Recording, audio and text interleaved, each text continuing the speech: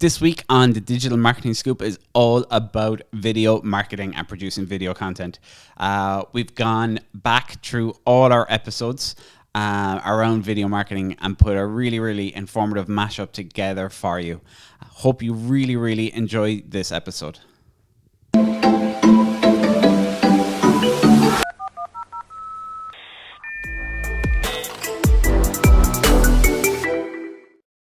If you're a small business out there and you want to kick off, any tips for people in terms of either the equipment side, but also in the content creation side, and how to kick off their video creation journey, I guess? Yeah, so I think the state of the world has provided a lot of opportunities and a lot of eye-opening realizations for a lot of people and companies and brands out there to see how easy it is to make video content. So hop on a Zoom. I would say to start, hop on a Zoom call. This is not a sponsored message for Zoom. I wish it was. Zoom, pay me. But hop on a call with other owners, founders, employees, customers, clients, really anyone you want to talk to, and have a conversation. Record it, and then rip those videos into micro content. So as far as the messaging, you want to be authentic with video. You want to add value, like I said, but you don't want it to seem too forced. And I feel like the number one issue people run into when first starting to create, myself included, is the videos seem so forced and so awkward that no one really watches it because you don't really know how to talk. But anyone knows how to have a conversation for the most part. So just have conversations. And in those conversations, that's why I love podcasts, because they're just conversations and they're just drops of nuggets everywhere. So I would say the easiest way to start, go on Zoom, record that, and then rip that into micro content. If you're a small, medium-sized, large business here in Cork, what do you think are the best steps for them to take to try and bring their story to life? I think more and more businesses need to come on camera and show the real person. And I know most businesses are kind of like, they're petrified. Yeah. You know, you see a lot of business owners, I'm not going on camera. Oh God, I couldn't do that. I'd freeze in the spot. I'd sound stupid. They'll come up with all these excuses. Yeah. Tons of excuses. Well, if you're really, really afraid, you need to find someone within your organisation. Now, if you're a one-man show or a one-woman show, sorry, but you'll have to. Yeah. There'll be no, otherwise nobody will get what you're trying to sell. Yeah. Nobody will understand the reason why you're in the game. So, and I think that's the one thing, that's the one piece of advice I would have straight away: get comfortable. And one of the easiest ways to get comfortable at the start nowadays, I think, is do stories on the likes of Instagram, or it used to be Snapchat, but definitely is something like Instagram. Short, disposable, they're gone tomorrow. So even if you make a mistake, even if you think, oh God, I didn't like the sound of my voice, it's only there for 24 hours. You don't have to worry about it after that. And the best way to learn is just not like, just do it. Just do it, and you'll get better. Yeah. I'd imagine if I started looking back to some of the stuff I said 2 or 3 years ago when I started doing those little videos, I'd probably say, oh God, that's desperate. I even look back, I look back on Facebook, give you the memories thing, every morning. And I look back at some of the stuff I was putting up in 2009, 2010. I'm like, that makes no sense. There's no picture. There's no video, just text. It's like Twitter, but on Facebook. And I'm talking about mundane stuff that doesn't affect anything. So it's but you learn as you get better and better. You get better, you get better. And you also get feedback from your audience. Yeah. And once you start braving it and stuff and obviously I have a very thick Cork accent and and I remember this will be fun. Watch when Google or Facebook start doing it if you're doing it on video. It's very funny when they start putting words in for me. But I always remember with the Cork accent, and I was doing it on Snapchat for a while, and I used to do this thing when I was in Red FM. So I used to go up my lunch break to get a bit of fresh air.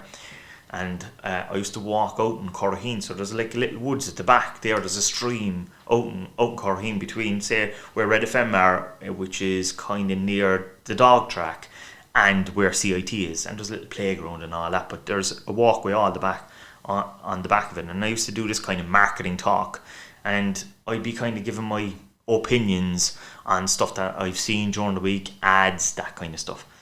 And I remember I had one lady message me. She said, "I love your Cork accent." And I was like, I thought people would think that's a negative thing, but actually no, people liked the fact that it was real, that I wasn't put on, there was no filters, it was just me chatting away. Sometimes I wouldn't know what I would have just said, so I would have had to maybe look back myself at some point, because people say, oh yeah, I like that point that you made, well, go on, and say, what did I say? So again, it was all trial and error, so you don't know it, and the feedback you get from your audience, and then people say, what do you think about this topic, or what do you think about that topic? You get more and more feedback all the time. Yeah, I think that's a great idea though, to start with something like Instagram stories, because at least you know, you can't go back in that feed. You can't. Like, and it's just it's such a disposable content, I suppose, kind of creation at the moment, in terms of we're putting out these little 10-second videos. We might do 3, 4, 5 of them. They're gone again within 24 hours. Yeah. But you will see then as well, the other interesting thing as well is very much real time data analysis on that. If you want to go back and see how many people dropped off after the first one, oh God, I must be desperate. How many people stayed on? You know then the type of topics that people really like, or if you're talking nonsense, or if you're talking stuff that they're really interested in. Yeah. You know? And it's a fantastic way to build a relationship with your audience as well. Like you say, if you're a one-man band, people, they feel like they know you. Like they do. Yeah. And there's so many people have said that to me. Like, they say, oh, I love your stories and stuff like that. And you'll always get people that kind of say, oh, you're fond of yourself talking to camera and stuff like that. You have to ignore them. I had a student now, and she said her family were criticising her at the beginning, you know. And I went through that stage as well, where people were like, what are you doing all these talks for and stuff like that. But once you get over that first few weeks of getting comfortable with the camera, people realise what you're trying to achieve, and they don't watch your video if they're not interested in your topic. Yeah. And the people that are interested will stay watching. Yeah, it has to become the norm. It has to become the norm. Yeah. So you just blank these things out. But yeah, that would be my piece of advice: is get on camera, get used to it, get comfortable, and then once you're really comfortable, then you could start doing maybe a couple of videos for YouTube or Facebook, long form type of stuff where you're a bit more informative, because you're now comfortable with the camera. Yeah. You know, and now you're getting to see who the real person is. Yeah, like, I mean, even when we started the podcast, we go back to episode 1 now. I'd say I won't go back for it. No, I will never listen to episode 1 again. The more you do, the better you get. Yeah, exactly. It's just practice. And like, we even see when we're going out to meet clients and things like that, they'll be like, oh, geez, I saw your videos on LinkedIn. They have that perception that we've never met before, but they have that perception that they almost feel like they know you, and immediately the barriers are down straight away. You're going to meet I love the team in CLIQ there, their sound, I see their videos. That's the kind of, you build a relationship. You know, they get to know you. I always say that, like, say for example, if you're in the service sector, if you have a bar or you have, hotel, cafe or whatever, you should be putting your front of house staff on camera and get people used to them, because if they turn up at your hotel, say for the first time, they kind of say, oh, I've seen this person before, I've seen this lady before, she's lovely. You know what I mean? And they feel more approachable. I'm sure it happens up in the Metropole all the time. The guy John, he's the concierge up there. He's always on Twitter. They have him on Instagram. Yeah. It's a great example, because people are probably very familiar with him when they arrive at the hotel. Yeah, we were working with a company like that. They're in the sales environment, we'll say, and like that now when customers come to the door, they're asking specifically for him. For that person. For that person. They've seen him on the videos, and now the rest of the team are happier as well to go on video. And it's interesting with that particular client, it was very similar at the start. None of them wanted to get on video, but once they did, and then they saw immediately inquiries starting to go up once they actually started getting out there themselves on video. It's beneficial to them. Yeah, exactly. Then they'll jump in. Yeah. I think that videos on social media change so much year after year, so it's really important to stay on top of different styles of videos. So I've been doing an awful lot of training on video confidence as well. Yes, brilliant. So you do a video confidence workshop, don't you? Yeah, I do a video confidence workshop. I do like a filming and editing workshop. I try to cover everything to do with video, because I know there's a big need for it at the minute. So I try to be flexible with what everyone needs. But I suppose I'm passionate about having every business be able to do it themselves. Because there's so many apps out there that people should be able to do it themselves. Yeah. Definitely. And would you have any tips from a digital marketing agency point of view, we're trying to push people into videos. So would you have any tips around, being confident in front of cameras or kind of encouraging people to go on camera? It is daunting. Like, I know myself, there is still some days, like even today, I know I'm doing a video later, even today I still feel a bit self-conscious, or if I'm not quite in the mood, I still feel a bit of the fear, because a lot of people will say, oh gosh, you're really confident from the camera, but for me it's just feel the fear and do it anyway. Like, I still feel the fear, I just have to jump into it, because I can't talk about doing it and then not do it myself. But for me it's more like about your body language. If you are feeling nervous, my shoulders go up, everything gets really tense.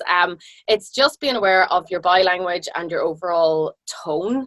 A lot of people that are nervous will have I find that their tone gets more robotic. They're trying to sound more professional. Like, it's so important to be yourself and be human. And I think practice is the main one. It comes with practice. And prepare your content. The more you're prepared, the more you're going to be confident with what you're talking about. Do you find it's hard to get people in front of the camera? Like, how do you encourage people to get it? Because some people are like, no, I want you to make the videos, but I'm not going to be in it. Most of the time, I think it did start like that when we were starting the business, because there was, not many people were making. I mean, video wasn't even on LinkedIn when we started back in 3 years ago. Wow, that shows how fast the platform's evolved. But I think people were very scared to jump on camera, and there was a lot of a push from us to go, well, let's have a bit of a session and talk through how it works. But now kind of people get it, and I think we've learned it's very hard to work with people who just refuse to be on camera, because it's your business, you're the face of the brand. It would be like Elon Musk coming to us going, I don't want to be on camera, you guys do it. It's like, well, I don't want to be the face of your brand. Like, how does that work? But again, it's all around a mind shift change. I think that because people are now on Zoom, people are getting more comfortable being at home, talking on camera, looking like fighter pilots with their huge headsets on and those sorts of things. Like, like it's just the norm now. So, I mean, I don't know if you guys have seen this new app called Clubhouse. Have you? Clubhouse? Nope. No. Oh, wow. Okay, right. Okay, tell us all about it. This is huge. This is like blown up in the UK and America. So it's like, do you know what Discord is? Yeah. Okay, it's like a big Discord that you can kind of join any group at any point, and you can kind of get involved or listen to a conversation. And it's super raw, super authentic. There was one about like the US election going on. There's one about marketing. Like, business owners can make kind of voice groups, and you can join and you can kind of engage and that sort of stuff. But it's kind of like, I mean, it might be good for you guys just to have a look at it. But if you guys are doing podcasts, actually put it live, get people listening live. I think that would be really cool.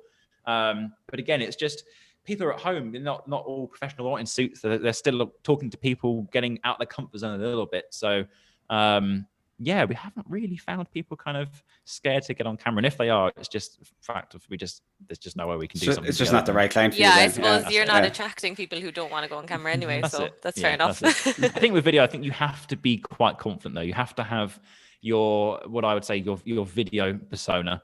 It's somebody who's a little bit more out their shell, a little bit more enthusiastic or passionate about what they're doing.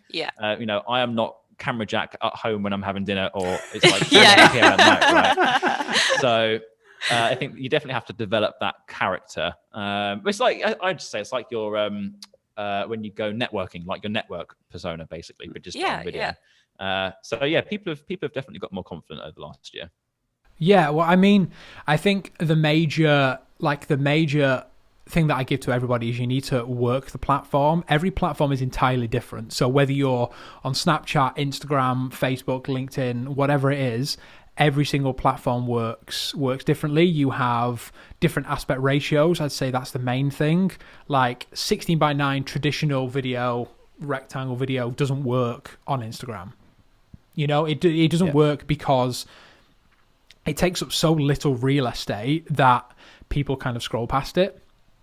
So that's why portrait stuff works really well on Instagram. And, you never have, kind of IGTV, I'd always say, is kind of like vertical first. Obviously, they've introduced the fact that you can upload 16:9 videos now, but nobody ever does it. Like, people switch off. If you work the platform to its advantages, you can make something work for you, So Yeah, it just comes down to, like, you need to learn the social media platform before you become active in it. Everyone's always talking about TikTok and how it's the best thing since sliced bread and everybody needs to be on it. But like I think that unless you consume on that platform, there's no point making an account and going, okay, here we go, we're going to post on it, because it's just not going to work, because you don't know the way it works. You don't know how people engage on the platform. Like, you need to know that platform back to front before you start creating content for it. Yeah, definitely. And it's very easy to get sucked into TikTok if anyone is like looking to like submerge themselves in it. I can vouch for getting addicted to it very quickly.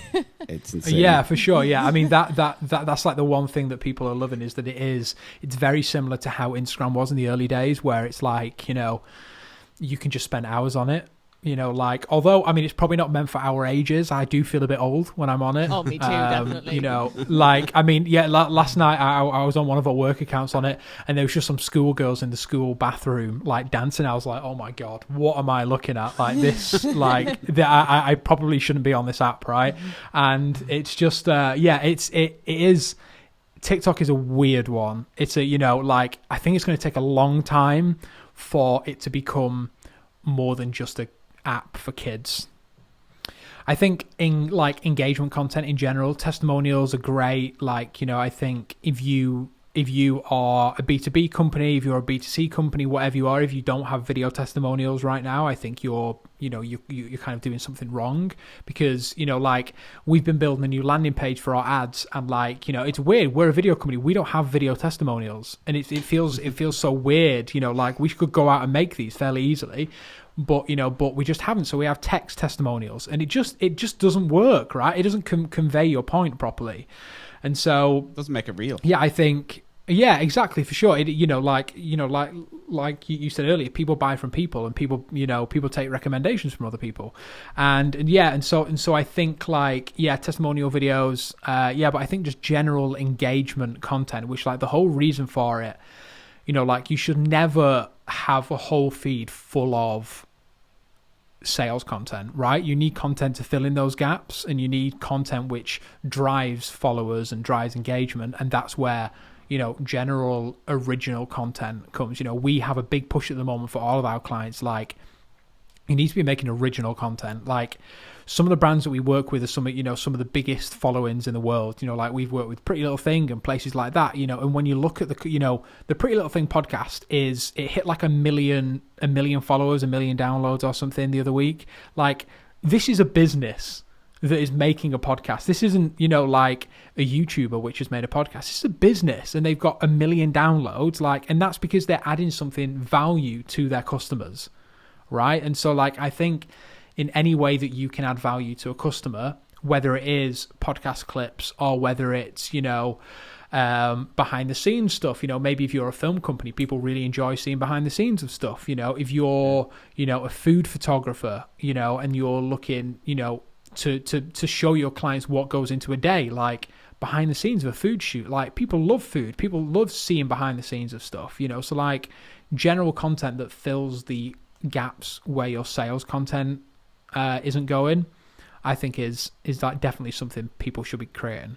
Yeah, I think as well, a lot of people forget, because, you know, when you're in your day-to-day activities, you forget that if someone else looking in on it, they would find that new and exciting, and the thought of videoing it seems mundane or something, where in actuality that's perfectly good content to record. Yeah, for sure. People get, you know, like, people ask us all the time, you know, like, oh wow, you know, what goes into like a day shooting? It's like, yeah, I just go set up a camera, do a bit of you know, directing, this and that. They're like, whoa, and I'm like, yeah, it's every day for me. Like, you know, it's like, it's pretty standard for, you know, it's the same with anything, you know, like, for what you do isn't really magic or isn't really interesting because you do it every single day, you know, but there is people out there which could be a customer which would find it, like, incredibly interesting to see.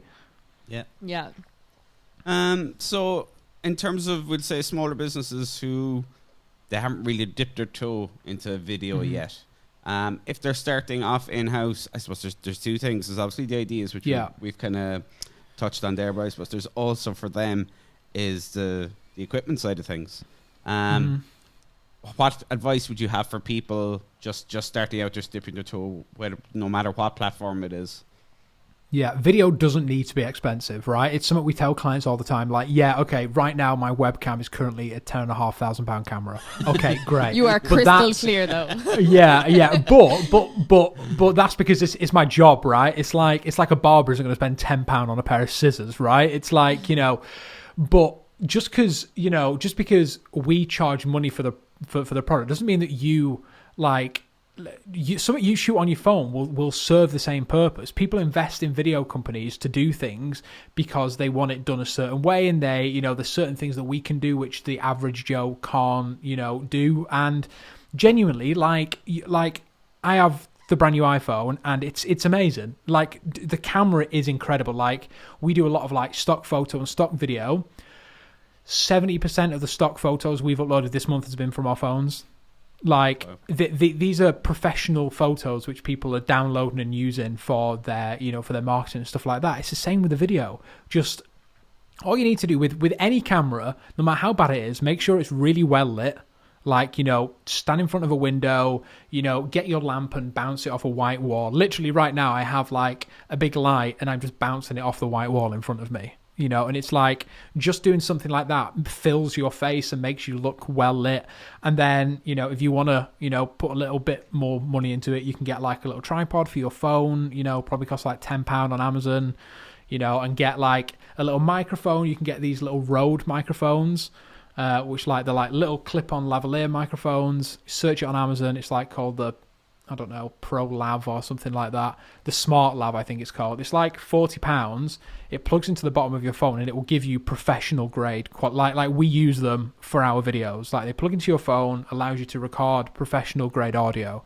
Do that. Set up your camera and just do it. Like, and then it's that simple. People's phones are amazing. People don't realize how good your phone is. The reason your phone looks rubbish 90% of the time is because you're in a dark room. Like, that's why our cameras look rubbish in the dark. Like, if you set up a light, an office light, a window, whatever it is, and you stand in front of it, your photos, your video will look a billion times better. So just invest in some good audio equipment, like, because people need to hear you properly. Just use your phone, get a tripod, something like that, and just kind of mess about and see what you can do. And then even editing now, like Adobe Rush is, I think it's called, you can download it on your phone, a full piece of editing software on your phone. iMovie, like, it's free on a Mac. Is it free still? I think it might be. I think it is. It's on mine anyway, yeah. And Splice on mobile as well is quite a good one. Yeah, exactly. And then there's one which people don't like. There's a thing called DaVinci Resolve. It's made by a company called Blackmagic, and it is like Blackmagic make cameras. They're a professional cinema company, but they have an editing software called DaVinci Resolve, and it's free. You can go and download it. It's obviously, if you pay for it, you get more features, but the average Joe won't need those features. You can download it for free, and it will give you professional grade editing. Like, there are films that are cut on this software and it's free. There is, nothing is holding you back from making content. Like, money is no longer the thing that holds you back from making content. All you need to do, you want to learn how to edit, download DaVinci Resolve and search on YouTube how to edit in DaVinci Resolve, and there will be a million people which have done the same thing. Myself and Nick, we learned our entire craft from reading books and watching YouTube videos. Like, that it just happens that we were good at it. Like, that, obviously that helps, but like, anybody can learn to do something. If you really want to learn to make graphics, or just YouTube it. It's like, it's the easiest answer I can give anybody.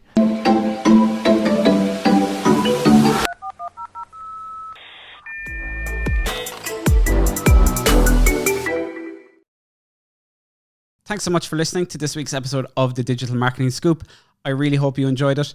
If you haven't subscribed yet, please jump into your Apple Podcasts, your Google Podcasts, Spotify, whatever your favorite podcast platform is, and just make sure to follow and subscribe. Also, if you'd like to leave a review if you enjoyed the episode, I'd absolutely love for you to do that. We put out an episode every single week, all with digital marketing tips, case studies, ways to build your business with digital marketing. Also, if you are interested in bringing your own business online or looking at scaling your business, we'd love to chat with you here at CLIQ. You can visit us online at CLIQ.ie.